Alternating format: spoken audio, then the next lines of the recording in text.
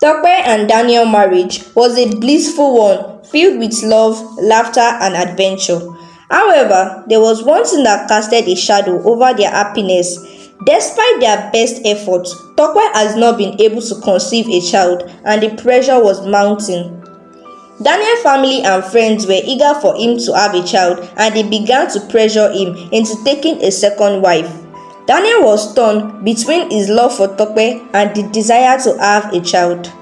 After much contemplation, he decided to take another wife, Sandra, in hopes that she would be able to give him the child he so desperately desired.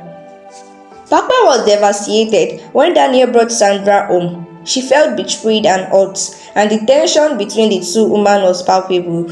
Sandra was cruel and heartless, taking great pleasure into tormenting Tope and making her life miserable.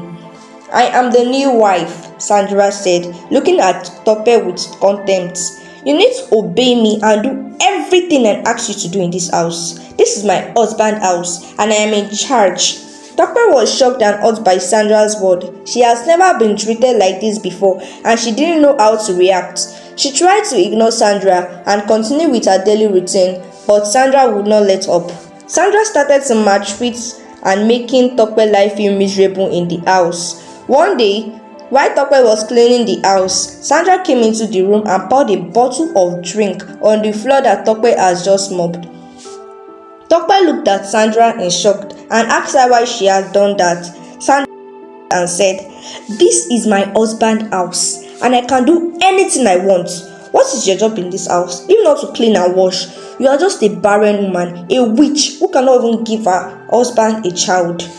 See, if you refuse to leave this house, I will frustrate you." Nonsense. Tope was devastated by Sandra's word. She felt like she was being treated like a slave, and she didn't know how much she could take it. As the days went by, Sandra's behavior became increasingly erratic and demanding. She would often insult Tope and make her feel worthless. She would call her names like Barren, witch, and Tope would try to ignore her, but it was hard. One evening, Tope had cooked rice for the whole house, but Sandra came into the kitchen and demanded that Tope pound yam and make egusi soup for her. Tope was tired and she had already cooked dinner, but Sandra won't take no for an answer. "You are lazy and useless," Sandra shouted. "You can't even cook a decent meal for me. I demand that you pound yam and make egusi soup for me right now." Tope was at her wit's end. She didn't know how much of more Sandra abuse she could take. She felt like she was walking on an eggshell, never knowing when Sandra would lash out on her again.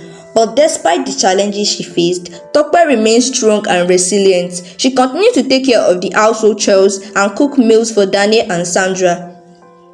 After some months, Sandra announced that she was pregnant. Tope was devastated. She had been trying to get pregnant for years now, and now Sandra was going to have a child. Daniel was overjoyed at the news of Sandra's pregnancy. He told Tope that she needed to take good care of Sandra and give her everything she possibly needed. Tope was shocked and hurt by Daniel's words. She felt like she was being treated like a servant, and she didn't know how much of it she could take. Sandra said, "Tope, now that I am pregnant, you will do all the house chores in the house. You will do all the menial jobs, and then you will take care of me." She eased and went. Sandra took advantages of the pregnancy to maltreat Tope even more. She would demand that Tope do all sorts of tasks for her, from cooking to cleaning to massaging her feet and her back.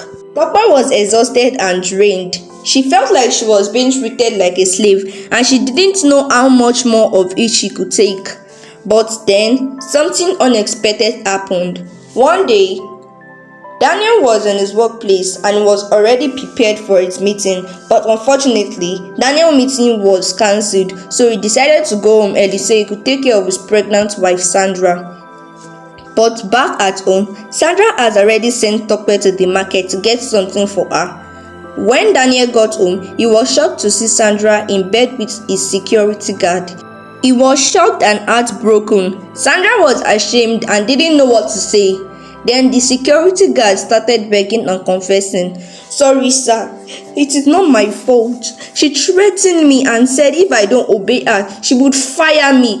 and the baby in her belly is also for me. She also threatened me not to tell you, sir. I am sorry, sir."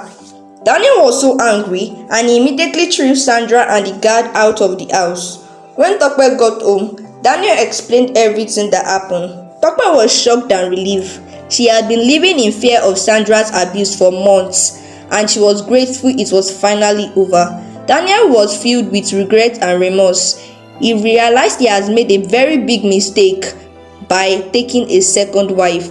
He apologized to Tope for his action. Tope forgave Daniel and they began to rebuild their relationship.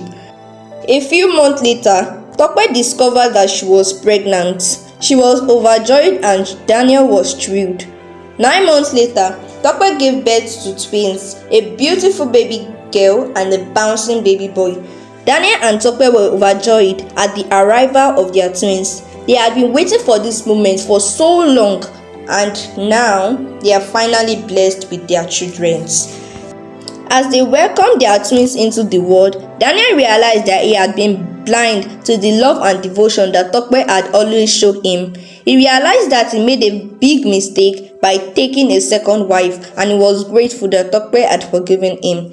Tope, on the other hand, was just happy to have her husband back. She had been hurt and betrayed by his actions, but she had never stopped loving him.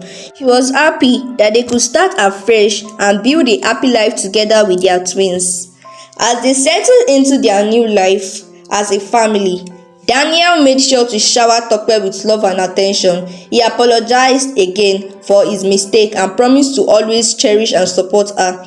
Tope in turn forgave Daniel and welcomed him back into her heart. She was happy to have her husband back and she was grateful for the gift of their twins. The moral lesson of this story is that God's time is the best. Tope and Daniel had waited for 7 years before they were blessed with children, but their patience and perseverance ultimately paid off. The story also highlights the importance of forgiveness and the need to trust in God's plan. In the world where people are often tempted to take matters into their own hands, Tope and Daniel's story serves as a reminder that God's timing is perfect and that we should always trust in His plan. Thank you very much for watching this beautiful and amazing video. Please subscribe, like and share. Bye, and I'll see you in my next video.